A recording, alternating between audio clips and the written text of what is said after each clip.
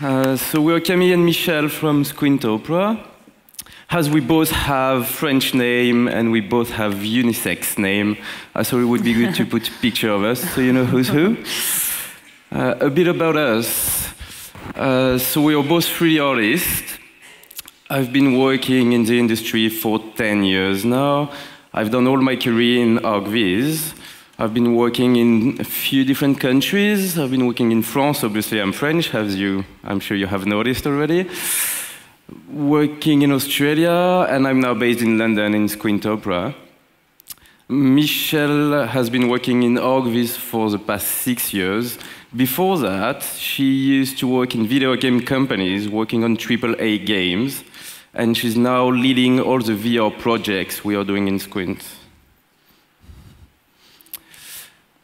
I'm going to quickly introduce you to the company, for those of you who do not know us. So Squint Opera was founded 15 years ago.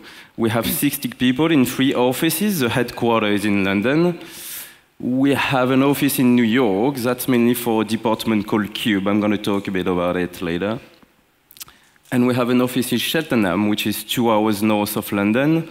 And that's a bunch of developers, another department called Digital. I'm going to explain a bit later. Yeah, a few words. So that's a picture we took for Women's Day a few months ago. For the past few years, we've seen more and more women joining the industry. And though we haven't reached a fair 50-50% yet, it's definitely getting there. And that's, I think it's really great. I think at Squint, we actually may have more women than men already. It might be like a 51-49%. And in the 3D team, we have twice as many women than men. That's great. So we have 7 departments. The first one is obviously ArcViz. I'm not going to elaborate too much because Michel will on part 2. We have Cube. So Cube is a department doing exhibition. They are designing exhibition from scratch for museum. Originally, can you lower the sound a bit, please, of the video? Originally, it started when we were designing sales suite for our ArcViz clients. And at some point, they realized they wanted to do more. And so they branched off, creating their own department. And they worked for the Victoria and Albert Museum in London, Maritime War in London Museum as well, Wine Museum in France. Obviously, we had one project in France, and it had to be about wine.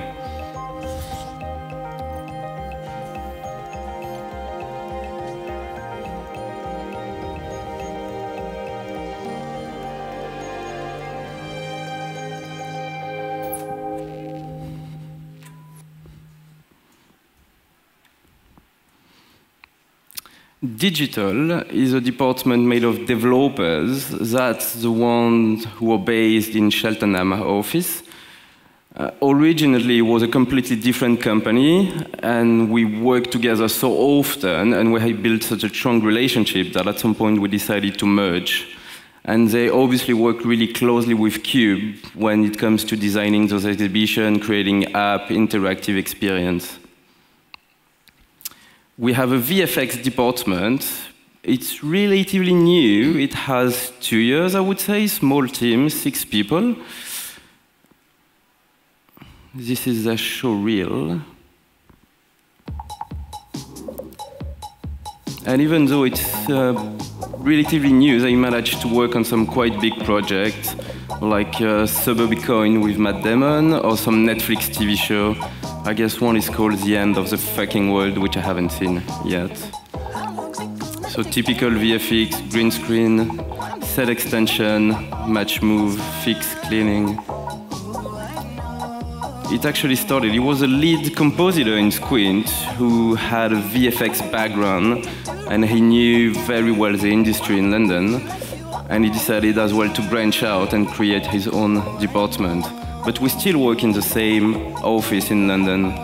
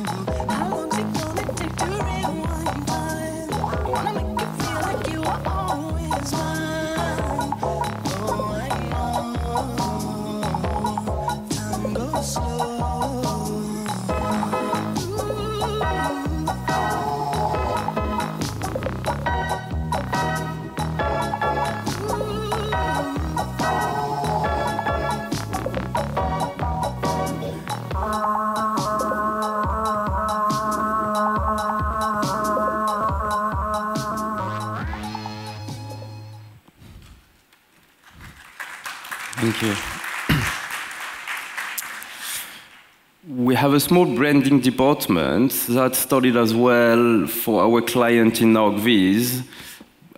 When we were doing content for our client, we also wanted to go a bit further and offer them some branding solution. And we have Okido. So Okido, it's a TV show on the BBC. It started, it was an art and science magazine for kids, and they made a TV show of it. It's 52 episodes, 8 minutes each, on the BBC. We are currently finishing season 2. Hopefully we're going to have a season 3. So it's a story about this messy blue monster. And it's really good. It's really about art and science, so it's going to make your kids smarter.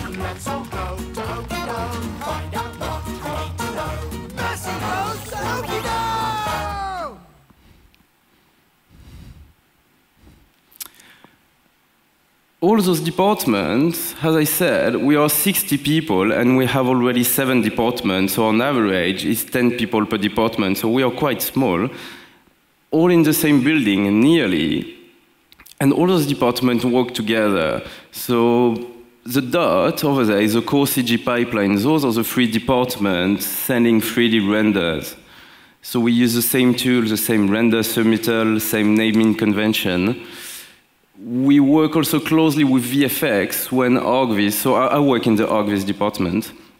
When we do movies that request some more heavy compositing work, like match moving or stuff like that, we don't really have the skill. We can definitely call those guys, are really good. Cube and digital working closely together to create museum exhibition, which is really helpful when ArcViz is designing sales suite as well. And last but not least, we have a bar. How cool is that?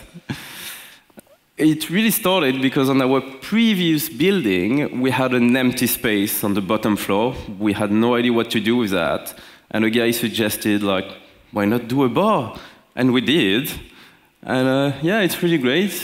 We still have some parties there. The bar is now based in Tower Bridge, next to Tower Bridge.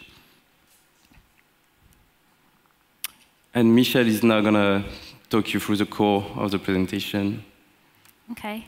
So just a little introduction for the architecture part of Squint. We see ourselves as an architectural communications company. What do we mean by that? That's our focus is more on narrative and film and communicating ideas rather than just visual, so rather than a visualization company. And we also don't see ourselves as a CGI company because of the focus on storytelling. We think this is quite important because how the client sees you depends on what kind of things you get to make. So a little history of how ArcViz company started. About 15, 20 years ago, architects had the tools to model their own buildings, and they could produce basic renders and fly-throughs, which they could use to show clients and as a design tool for each other. And some architects branched off and started companies just focused on visualization. And this is how our industry was born. And over the years, as technology improved, the ability to make better quality renders improved with software such as V-Ray, sort of changed the game. And architects could produce really high quality images, so visualization companies had to offer something else.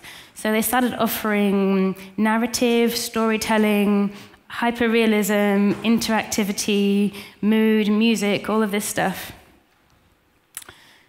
So a little history of Squint Opera. The founding directors, they studied architecture at the Bartlett School of Architecture in London. And when they started Squint Opera, it was actually to make documentaries. So they wanted to make films, and they started making films for architecture. So they came from that angle rather than starting off with stills and fly-throughs. And this enabled them to work with a different bunch of media to work on projects, to communicate ideas. So as well as images and films, they also do now animated 360s and sales suite designs and interactive apps and real-time VR experiences and music and a lot of other things as well as basic visualization. So in this talk, we're going to focus on the films that we make at Squint, and we're going to break down the combination of live action, CGI, and motion graphics. And we're going to take you through 4 different films that we've made and what the client wanted and what we're able to achieve. Okay. So the first one, this is the building called The Spiral, designed by Bjarke Ingels. And they were our client, and they came to us with a storyboard already. So we had to adapt their storyboard. Now, this building is a skyscraper in Manhattan, and it's in Hudson Yards, and it's at the end of the High Line, which is a green public space, and the idea is that this building is at the end, and the green space carries on and spirals up the building to the top. So every floor has a green space. And this is a kind of had a very strong design concept. So the film, mainly the aim was to express this concept. And the storyboard that they came to us with was sort of involved Bjarke himself explaining the design and showing the concept. So we had 50% of live action filming Bjarke and in situation, and 25% of it, we used motion graphics to illustrate the concept. And it was largely inspired by Hugh Ferris, who is an architectural illustrator and an architect. And he was very well known for illustrating the zoning laws in Manhattan. So this really influenced the silhouette of the building, as it did for lots of skyscrapers in New York. So we used this as the way to communicate the design concept. And his style influenced Gotham City Batman, so it was really like emotive, and we thought it worked really well with the film. And then we have Bjarke himself was the subject of the film a lot of the time, so we filmed him in Copenhagen, in his hometown, describing his concept, and also in Manhattan in Hudson Yards, walking through the High Line and in the situation. And then the rest of the 25% was obviously CGI, so we wanted to show the actual building. So we wanted to see details of the design, close-ups, but also show the skyscraper as it would look like. And this is also for the wow effect. So you'd see the building like in the skyline right next to the Empire State Building, so it would show it really nicely. I'm going to play the film. Yeah. Spiral shapes appear in nature as the inevitable result of dynamic forces applied to matter. That's why we find spirals all over the universe, from the construction of galaxies to the threads of human DNA. But it's the spiral's immaculate geometry and the suggestion of the infinite that has mesmerized us in all cultures across time and place. In 1916, in New York, another force, the voice of the people, was being applied to the growing city. Their demand for daylight at street level was requiring the buildings to step back as they reached towards the sky. And so, the New York skyscraper was born. On Manhattan's west side, we bring together the spiral form and the New York skyscraper to create the Spiral, a new tower that stands out amongst its neighbors, yet feels completely at home.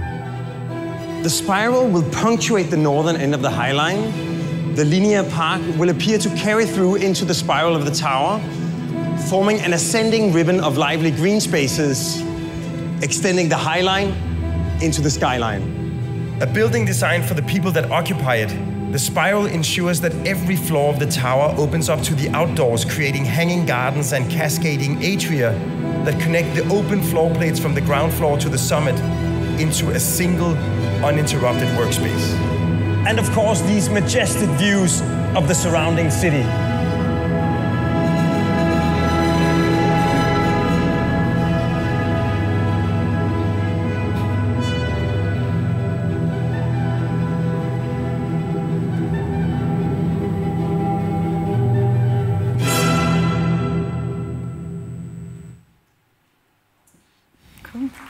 Thanks.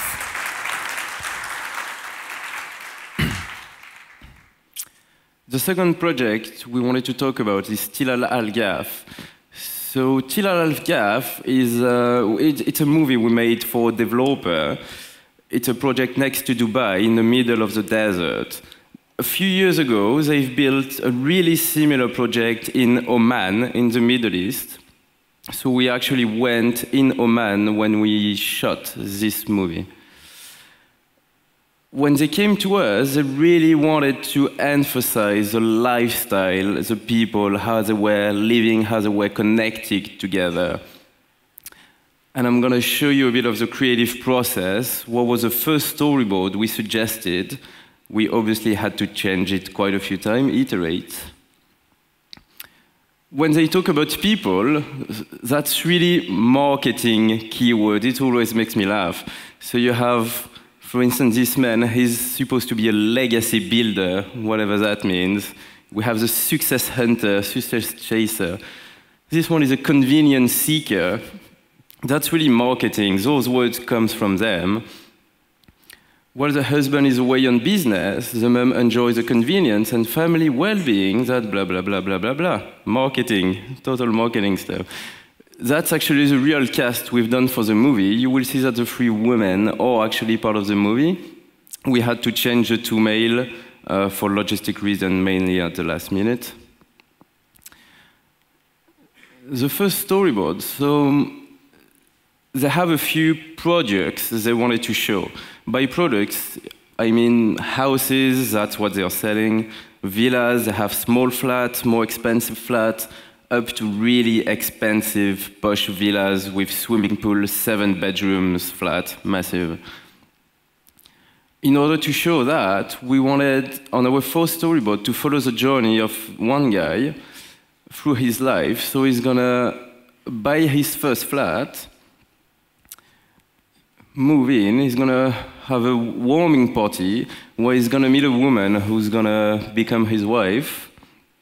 They're gonna go on a date, have a walk along the canal. That's a massive selling point of the project. They have a big lake in the middle of the project. Proposal, after 10 shots already, getting married. Pregnancy. We have those hints about futuristic technologies. That's really something Squint like to do, is to visualize the future, what's going to have those kind of little hints about technology. So they have this fingerprint scan as a key to enter. Then they're going to move into a bigger house, which is another project. Moving in, playing, baby's born. Then they're gonna play, they're gonna fight, because that's life. Second pregnancy, so now you know how they overcame the fight before. And they're gonna move to a bigger villa now, like 2 or 3 bedrooms, that's another project. Playing with the teddy bear, the kids, that's a futuristic kitchen table, where you basically just put your stuff you want to cook with, and the table is going to print the recipe, everything for you, just like chug that amount of food, put it there. Playing in the swimming pool, obviously wanted to show the swimming pool, that's a massive selling point. It's an infinity pool overviewing the lake. Kayaking, same, wanted to show the lake, and then big party, showing the community and what a happy life it would be if you were to be lucky enough to buy a villa there. They really liked it. Unfortunately, they also wanted to show more of their product in an accurate way, because those flattened villas we were showing, they were quite generic. That was not the point of the movie. The point was not to show the color of the wall, how many windows you're going to have. The point was really about lifestyle, and they wanted to be more precise on that. So we had to amend our storyboards to actually show the proper architecture.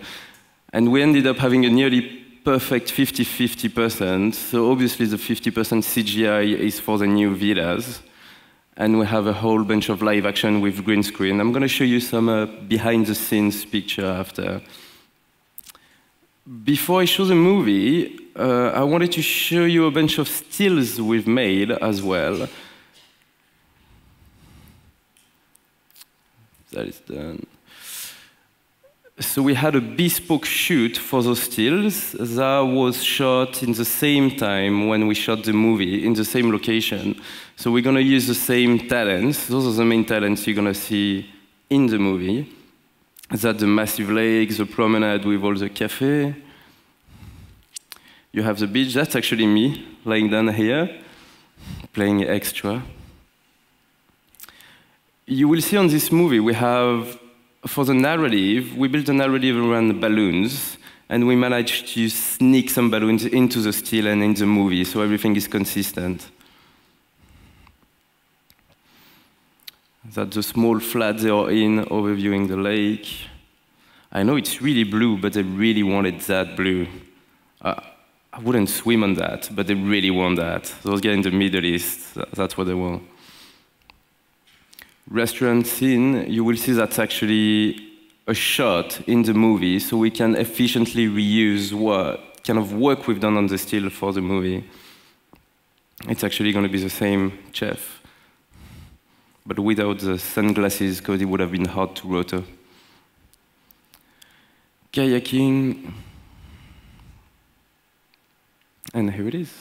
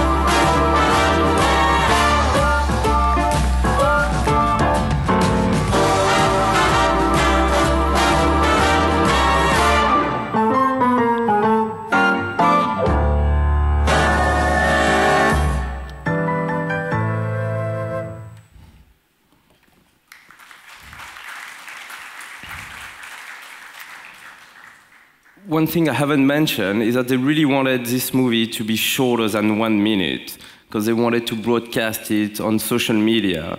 And on Facebook, for instance, the average watching time is more something like 20 seconds. So it was really a challenge for us to be able to create a story, create a narrative within 1 minute. And that's why we came out with this idea of the split screen, because it's allowed us to basically tell twice as much. So that's a few behind-the-scenes pictures. That's me on the set briefing the actor. He was French as well. That was convenient. I've been told many times that I looked way more of a tourist than a VFX supervisor. I have to agree. For my defense, it was really hot in the Middle East. On the left-hand side, you have Becky, Rebecca Watson. She was responsible for sourcing all the props, set dressing, and she also art-directed the last movie we're going to show, so remember her name. Sam Nolan, that was a creative director. It was actually his birthday on the last day of the shoot, so he was really happy playing with those big balloons, which we had to carry in the Middle East for 3 days. That was a setup for the split screen. So it seems like that's actually a job. There is a guy who is a split-screen operator, and he's carrying those huge suitcases. It's really convenient. You can have live feedback from the camera, play back another shot next to each other. You can apply transformation, flip it, rotate, scale it. Really helped. Short breakdown on one shot. Green screen, keying, tracking, 3D render.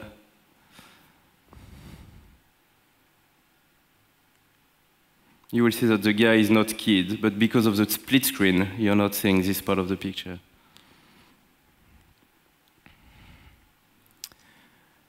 And that the whole crew, I'm over there in the middle. It was actually a crew way bigger than that, but that was the last day. It was a night scene, so it was like 11 p.m. A lot of the crew already left. And that's it for Tilalalgav. Michel for Taikoo Place. So Taikoo Place is a master plan in Hong Kong, and our client was a developer called Swire. They came to us, they already had a sales suite designed, so they wanted some content for their sales suite.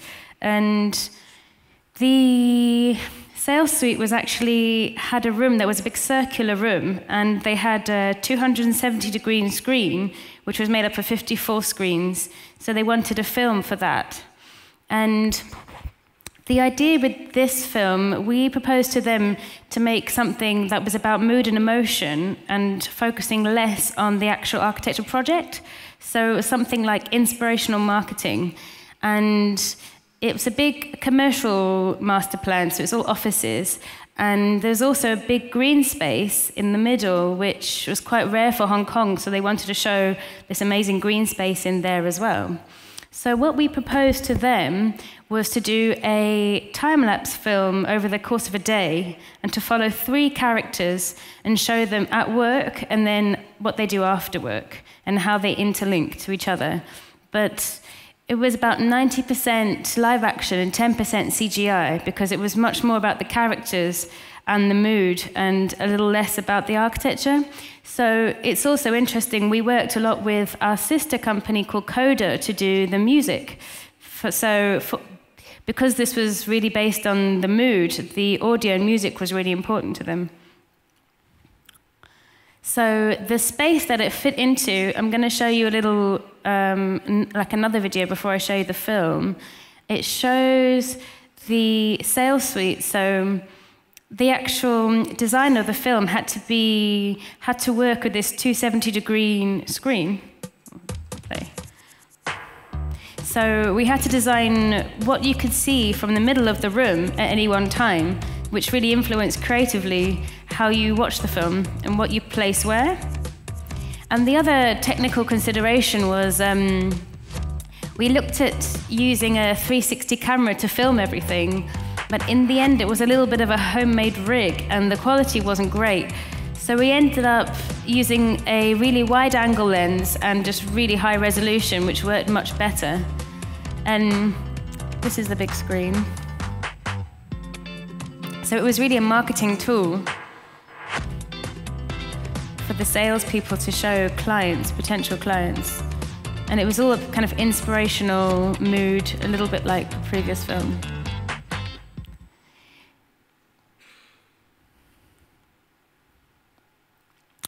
So it's also worth mentioning, we made a teaser film first of all, then we made the feature film for this circular space. We also made an interactive time-lapse, which was another film, and part of the sales suite had a window looking down onto the future site. And what we did was we made a film that would appear on a screen in front of this window, and it would show the site, the whole development being built over a time-lapse of 10 years. So you can actually stand there and watch the whole development happening in front of your eyes over the space of, I think, about 2-minute film. So this was there on repeat in the sales suite for them to show people. And we made some apps for iPads as well. So this was all off the back of the movie. So that was quite nice. And I'll play the movie now.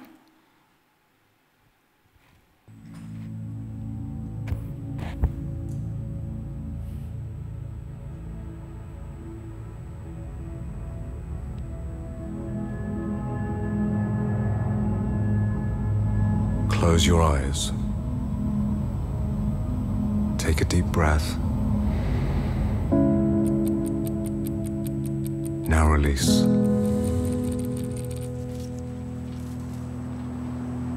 Look past the illusion and welcome something different.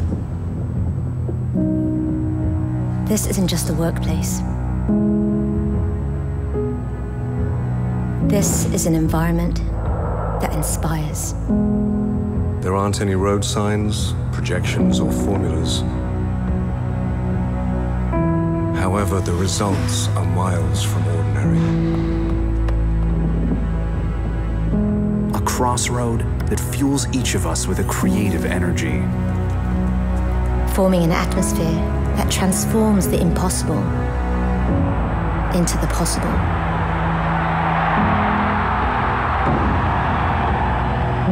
For what is progress without redefining what's already known?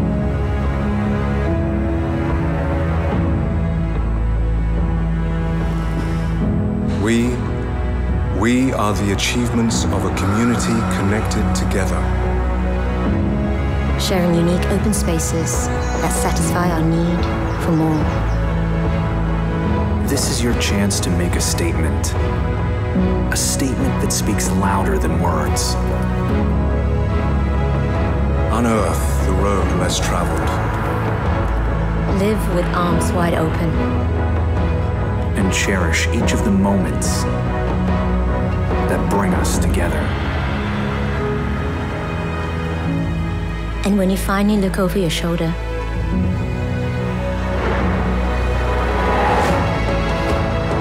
celebrate the results of something different.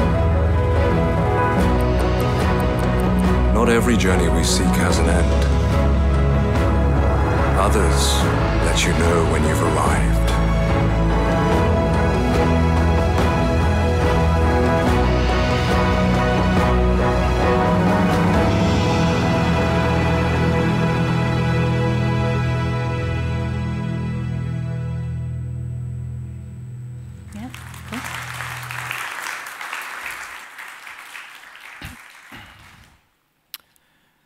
This is the last project I wanted to talk about. Yeah, I was afraid of this shot, surrounded by a lot of emoji poops.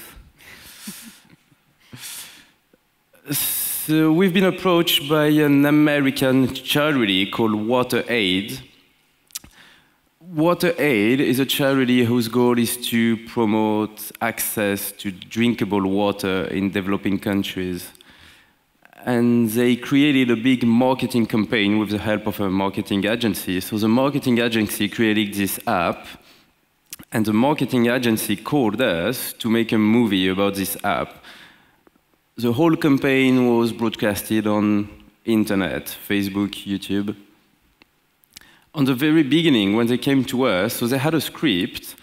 They kind of knew what they wanted to talk about, but they had no idea what the movie should look like. It could really be anything.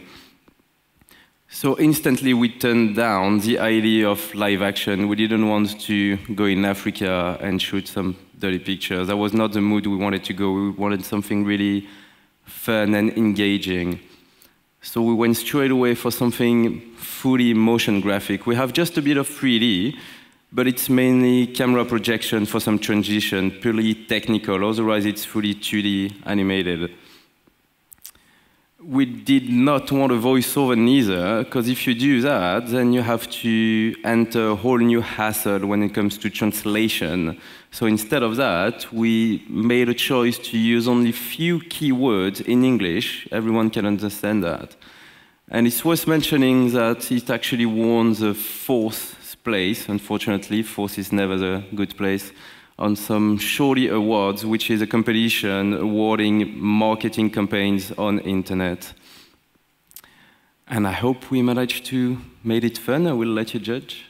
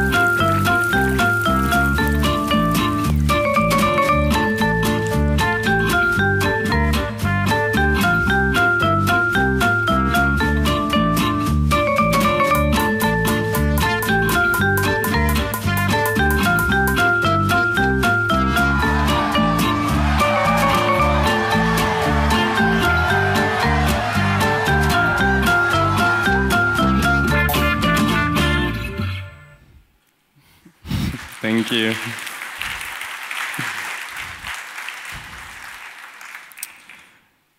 We wanted to end this talk by sharing a bit of the stuff we are working on. I wanted to seize the opportunity to speak in front of such a large audience. So if you want to share ideas or discuss, feel free, drop us a line. You have our email address, or just come and have a chat. We want to have more control of Photoshop or really any other 2D application, whether it's GIMP, Affinity, or Nuke. We are still waiting, for instance, for Cryptomate for Photoshop. We feel like a lot more can be done in Photoshop. For instance, when we drag and drop people from our library into stills, we believe it can be automatically scaled because you have the ZDF, you have the position path, you output everything from V-Ray. So technically, by having that, you can have all the people automatically at the right proportion. You can have automatic mask. You even can have automatic shadows because you have the normal map and everything. So if you have if you're C# developers and you feel you can handle that, drop us a shout. Visualize CG on set and in real time. So we do know there is some tools that exist already for that, but usually those tools are freakingly expensive, and it takes a lot of time to set up when you're on set. It's going to take a few hours, and usually in a few hours we have to shoot 2 shots and then wrap. So we don't have time to that. What we need, because we have very simple needs, we are not doing motion capture or anything. So what I would like is really just an app, something working on my phone with a basic keying, basic tracking, and I don't want GI or anything like that, reflection. Just a wireframe basically will be enough for me so I can frame on set, be sure I have the proper CG behind, and my shot is gonna work when I will be back in the office. So improving realism in VR and AR, this is something we're doing a lot of research at the moment. We've been working with real-time using Unreal and Unity, and the aim is to try and match the realism quality that we get with stills and films. We know it's not possible yet, but it's something we're striving with more and more, and we're working with AR a bit more as well for that. Optimizing our asset library. So we're looking for a good software or application that can handle our maps and models in a way that would make it easier for 3D artists. We haven't just found a really good solution yet, so we're still on the lookout. And improving efficiency when working with remote artists. So this is ways of communicating with remote freelancers that we work with in terms of sharing models and also sharing client feedback and sharing art direction. So something to improve. And we're also working with freelance artists quite a lot. So if anyone is looking for that, please come and chat to us. Yeah. Thank you for listening. Thank you very much.